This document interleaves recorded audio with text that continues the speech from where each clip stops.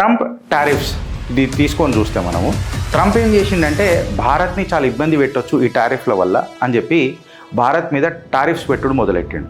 ఏమని భయపడిచ్చిండంటే, నువ్వు రష్యా దగ్గరికి ఆయిల్ కొంటే నేను శాంక్షన్లు పెడతా, నేను మాత్రం మీ భారత్ను వదిలిపెట్టానంటే భారత్ ఒక చిరునవ్వుతో మేము డీల్ కంప్లీట్గా రూబెల్స్ ఇంకా యువాన్స్లోనే చేస్తాం, నీ డాలర్ల నోట్ల మన్నువాడా అని చెప్పి ముంగటికి పోయింది.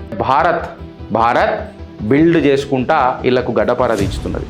భారత్ పక్క దేశాలని బిచ్చమెత్తుకునేటట్టు చేసుకుంటా భారత్ పైకి వెళుతున్నది. నువ్వు నన్ను గెలుకుతే నీకు చిప్ప గతి అని అన్నట్టు.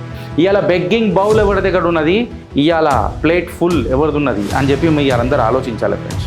రాహుల్ గాంధీ ఇప్పుడు లీడర్ ఆఫ్ ది అపోజిషన్ అయింది. అసలు ఈయనని లీడర్ ఆఫ్ ది అపోజిషన్ ఎందుకు చేసిండ్రు? అసలు ఈయనకు మినిస్ట్రియల్ ఎక్స్పీరియన్స్ ఏమున్నది? అసలు ఈయనకు ఎక్స్ట్రాడినరీ టాలెంట్ ఏమున్నది? ఇన్ఫ్యాక్ట్ ఎప్పుడైనా మన foreign relations, foreign ministry or foreign relations ఏమైనా హ్యాండిల్ చేయగలిగిందా? ఇవన్నీ నేను ఎందుకు అడుగుతున్నానంటే 2015 నుంచి 2019 వరకు I stand corrected with my data 247 foreign ట్రిప్లు పోయి వచ్చిండు సారు. మళ్ళీ ఫారిన్ ట్రిప్లలో ఏం బీకిండు, గడి బీకిండా అని అంటే ఆడ పోయినప్పుడల్లా యాంటీ భారత్ మాటలే మాట్లాడు.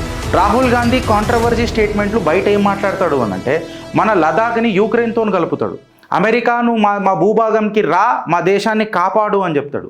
అంటే మనకు సామర్థ్యత లేదా, లేకపోతే ఈ మనిషి అసమర్థత వల్ల ఇట్లాంటి మాటలు మాట్లాడతారా?